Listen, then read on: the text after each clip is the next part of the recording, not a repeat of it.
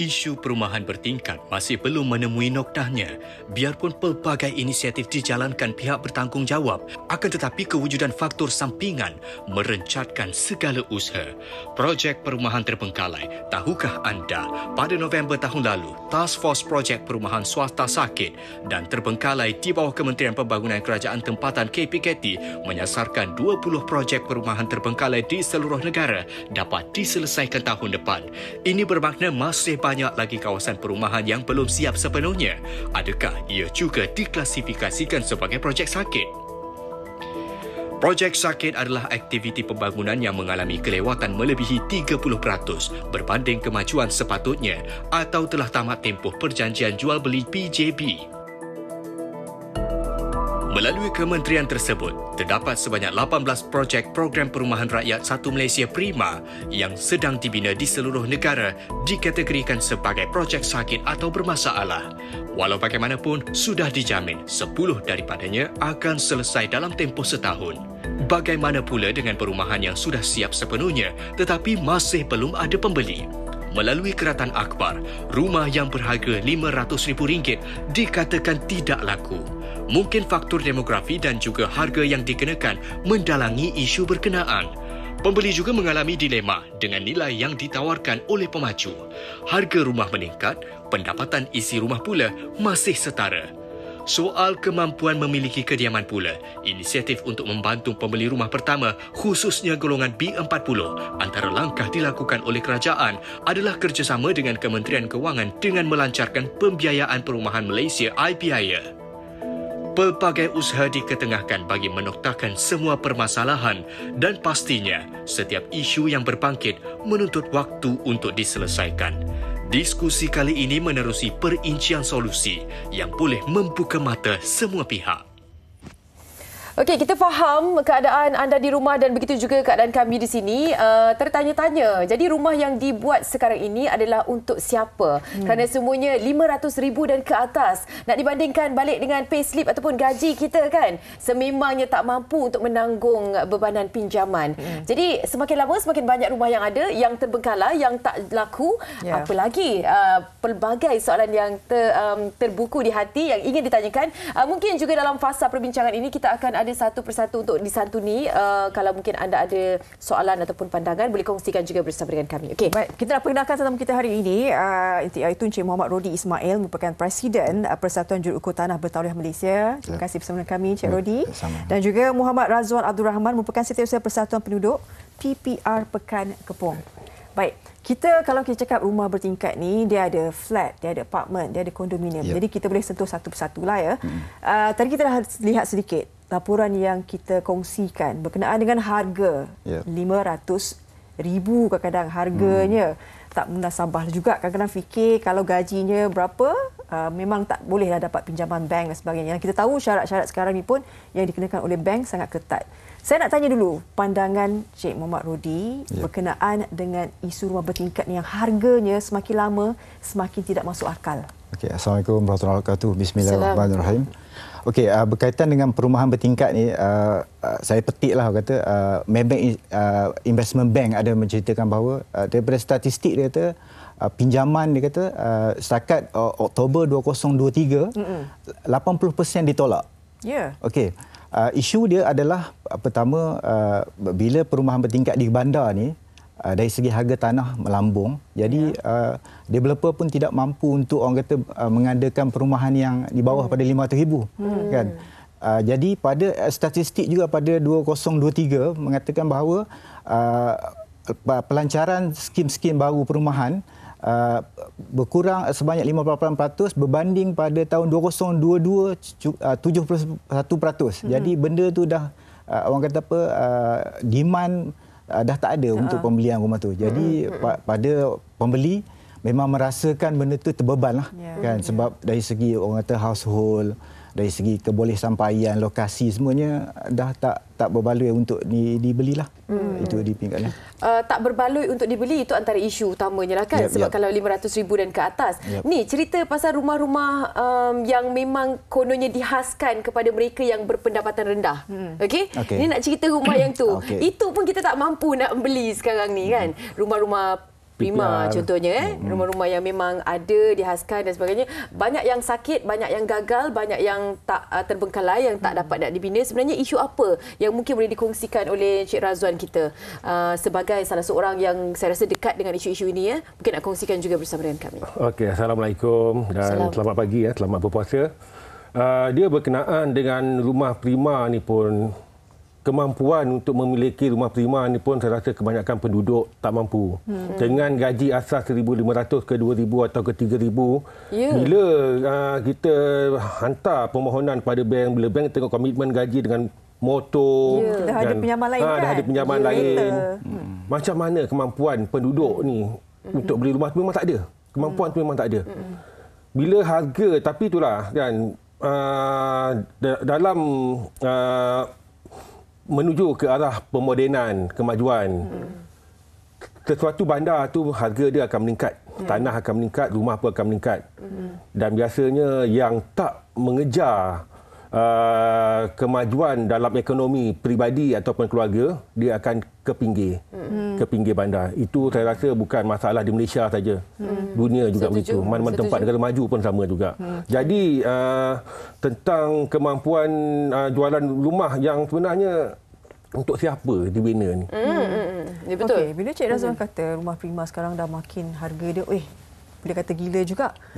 Sebelum ni harga boleh kita kongsikan. Harga kalau macam rumah prima ni semua sekarang ni bagaimana pula? Sebelum ni dia bukannya rumah prima, kita panggil penjualan rumah PPR.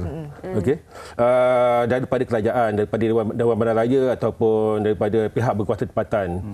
So anggaran penjualan rumah ni kepada pembeli untuk penduduk B40 lah kita panggilkan. Harga dia kalau ikut dulu daripada 35 ke 42, 45, itu pun ramai yang tak mampu. Ini kan pula bila dah harga 180, 500 ribu yang kita tengok dekat KL sekarang ni. Bermakna golongan-golongan yang gaji grade rendah ni, dia akan duduk di pinggir bandar. Tapi masalah dia peluang pekerjaan pula. Betul. Kan, peluang pekerjaan. Lagi satu macam kita kongsikan tadi, bergerak kepada negara maju ni, tanah melambung naik. Okey, faham.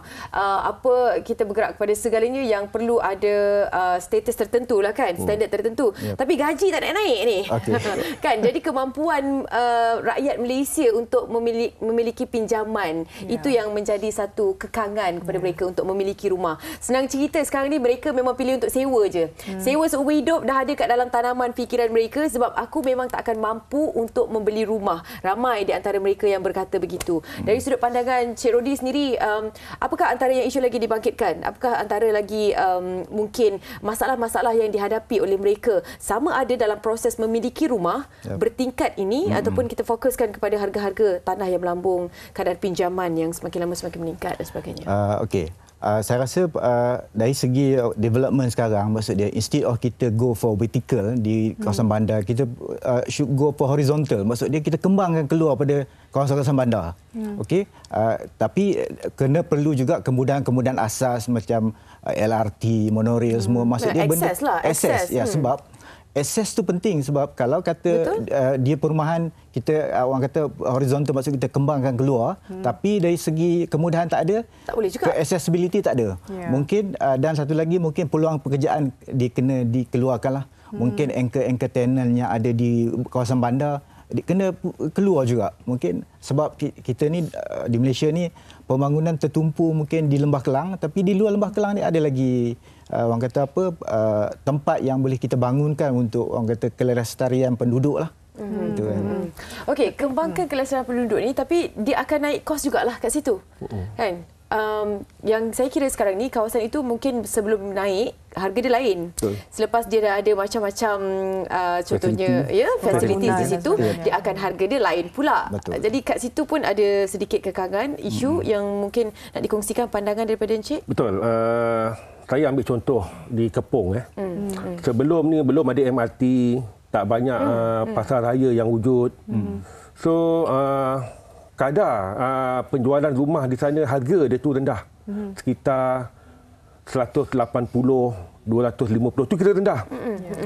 Dan sekarang ni apabila dah ada MRT, kan dah ada banyak shopping mall yang berdekatan di sekitar, contoh macam belah-belah di Gombak, di Damansara Utama, kan, Wan Utama sana pun dah banyak yang itu antara kawasan berdekatan. Secara automatik Double? harga dia bukan double. Melebihi double. Saya tak tahu nak nilaikan lah. Dan sekarang ni pun harga yang terendah yang ada di Kepong pun rumah mawib Okey. RM320,000. Itu Kepong ni dah kira pinggir. Pinggir bandar. So macam di PPR ni pula, kebanyakan penduduk dia lebih selesa menyewa daripada membeli.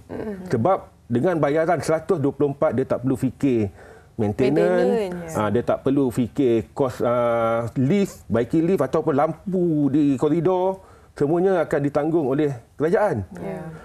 Jadi ada isu bila kerajaan tawarkan membeli rumah PPR ni, peratusan saya ambil di Kepong, saya tak ambil yang lain, saya kecilkan skop di Kepong.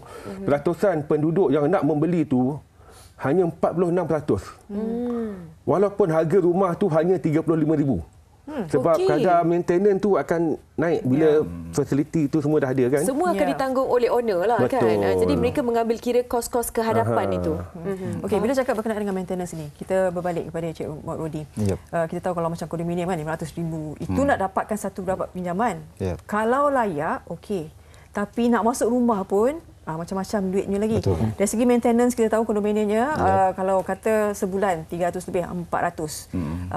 Begitu. Bagaimana sebenarnya bagi pendapat Cik Rodi sendirilah penyelesaian terbaik sebenarnya? Sebab kalau tadi kata buat rumah ni untuk siapa? Kan? Buat rumah banyak-banyak, yang ni tak terjual lagi, bangun lagi yang lain. Jadi bagaimana? Di mana sebenarnya ada jalan penyelesaian yang boleh membantu? Okey, dari segi orang kata perumahan yang dirancang lah. Okey, kadang kita kata ini untuk siapa?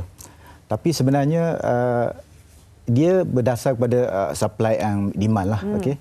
Jadi dari segi kemudahan yang ada, sebab mungkin orang kata terpaksa untuk orang kata untuk hidup. Itu je yang the market value yang dia boleh afford lah. Cuma maksud dia mungkin dari segi untuk memudahkan orang memiliki rumah, mungkin di pihak kerajaan mungkin boleh orang kata ada dari segi subsidi serta benda lah. Memang kita jangka macam tuan kata tadi, maintenance tu adalah satu benda yang membebankan. Pasal pada asalnya dia kata ingat bayar monthly aja. Maintenance bulanan tak ada. Tapi facilities tu tak kena bayar. Jadi maksud dia kalau kata projek macam apartmen kondominium pun ada masalah, yang PPR pun ada masalah. Sebab yang bila kondominium dia kena bayar maintenance. Tapi untuk pihak yang PPR nak maintain kemudahan tu sebab tak ada orang nak bayar. Jadi bila kerajaan ataupun developer buat rumah, kita kata untuk siapa? Memang untuk orang yang mampu lah. Kalau yang tak mampu mungkin kata nak tinggal di luar bandar, nanti akses ke bandar tak boleh. Jadi end up dia kita semua orang adalah orang terpengguna yang akan terkesan daripada benda-benda itulah. Peratusan yang mampu itulah yang minimum Siapakah yang mampu, kan? Sebenarnya saya kira persoalan di sini dan isu yang terbesar adalah kemampuan rakyat Malaysia untuk memiliki rumah. Mungkin Cik Razwan nak kongsikan juga sebagai setiausaha penduduk ini apa cadangan? Sebab kita tak naklah kan perbincangan kita ni hanyalah kita mengadu domba semata-mata, tapi tidak ada cadangan untuk mungkin salah satu yang boleh diusulkan dengan cara seimbang lah. Kalau kita dah ada aduan, kita mungkin ada cadangan juga untuk solusi-solusi mendengar kepada luahan ataupun rintihan daripada penduduk. Cadangan saya lah kan, kebanyakan rumah yang tak dimiliki ni, cubalah pihak bank ke ataupun pihak kerajaan ni buat satu resolusi yang mana ikut sistem seperti sewa beli. So bila sewa dan beli ni, kemampuan daripada segi kewangan, terutama sekali perbandingan slip gaji itu untuk tahap untuk membeli itu dia lain sikit. Maknanya syarat-syarat dia agak longgar daripada pembelian yang pertama. Dan kalau boleh kerajaan sediakanlah untuk yang macam PPR ni, penduduk-penduduk di PPR ni satu macam dia panggil pembiayaan, cara pembiayaan kepada kerajaan, bukan pada bank, kepada kerajaan. Sistem macam bank, cuma bayaran kepada kerajaan terus dan undang-undang mengikut undang-undang bank, tetapi bila dah kerajaan tu dia mungkin ada kurang sikit dia punya syarat dia. Kena ada satu sistem yang dapat menampung kemampuan segelintir kategori rakyat ni lah. Sebab kita tak nak nanti orang yang B40 ni sampai bila-bila anak dah besar dan sebagainya tak ada lagi rumah. Cik Rudi, mungkinlah bila kata macam kita ada pelbagai kategori dan sebagainya kan. Kita ada flat, kita ada apartmen, kondominium macam mana kita dah bagi tahu tadi. Seperti mana yang Cik Razwan cakap tu kan, perlunya ada sistem. Tadi Cik Rudi mengangguk. Jadi mungkin Cik Rudi pun ada. Maklum balas sebenarnya apa lagi sebenarnya perlu wujud dalam menyelesaikan ni. Okey, pada pendapat saya lah maksud dia, pertama macam saya idea tadi, maksud dia pertama kita instead of kita tertumpu di kawasan bandar, kita kena orang kata bandarkan yang desa punya. Maksud dia instead of vertical kita horizontal kan, maksud dia kita keluar kan. Itu yang pertama. Yang keduanya adalah dari segi sebab bila perumahan bertingkat ni dia melibatkan orang kata apa infra ataupun facilities yang perlu ada macam lift, orang kata pun macam surau masjid semua perlu ada. Jadi apa yang dicadangkan pertama orang kata konsep yang macam Cik Razwan kata tu memang betul, maksud dia rent to own, maksud dia kita sewa lepas tu akhirnya kita ni mungkin jangka masa tu pun kena dipanjangkan maksud dia kan. Kemudahan pembiayaan pun mesti dipermudahkan, maksud dia guarantor bank government bahawa kita akan orang kata membayarlah benda tu. Yang kemudiannya maksud dia mungkin pada permulaan mungkin yang couple yang baru kahwin mungkin dia unit yang kecil lah. Macam sekarang paling minimum 600 square feet. Kalau kata berkembang family ada 5 dah tak mampu duduk lah. Mungkin pergerakan dia permulaan dia buat mungkin yang 600 square feet tapi selepas tu dia terpaksa pindah lah. Maksud dia bukan selama-lamanya dia tinggal di unit yang inilah. Kan? Okey, saya pasti anda juga di rumah turut serta merasai ini merupakan isu yang macam tidak berkesudahan. Namun begitu mungkin kita nak raikan mereka yang komen di Facebook. Madihah Nur Madinah Mustafa, mungkin boleh beli rumah lelong dulu. Hari tu jumpa area Kajang bawah 200k tapi flat 5 tingkat, tak ada lift dekat MRT Sungai Jernih. Tadi kata dia cakap pasal kemudahan kan. Kemudahan betul juga. Pilihan lah kan. Tapi inilah isu yang rumah perumahan bertingkat ni memang kita kena fokuskan juga. Kita kena perhalusi sedikit lah. Terima kasih banyak-banyak. Tak ada lift, kalau kita sihat, kita tak ada anak kecil dan sebagainya, itulah. Tapi itulah keadaan tu kan. Keadaan tu. Betul. Okey, terima kasih. Kita ucapkan terima kasih banyak-banyak kepada tetamu kita, Cik Muhammad Rudi Ismail, Presiden Persatuan Juruukur Tanah Bertauliah Malaysia, dan juga Muhammad Razwan Abdul Rahman, Setiausaha Persatuan Penduduk PPR Pekan Kepong. Farihab, sebenarnya saya berbesar hati sebab dijemput hari ini, sebab hari ini adalah Global Surveyors Day. Okey. Jadi seluruh dunia surveyor meraihkan Hari Juruukur hari inilah. Okey, selamat Hari Juruukur. Selamat Hari Kesedaran dia macam hari ulang tahun. Hari menghargai profesion juruukur. Memang tarikh ni. Memang tarikh ni. 21 Mac. 21 Mac. Ingat 21 Mac Hari Juruukur. Okey. Kita nak ucapkan salut juga kepada warga-warga Juruukur yang berada di sini. Itu dia. Ada juga yang mengiringi. Terima kasih banyak.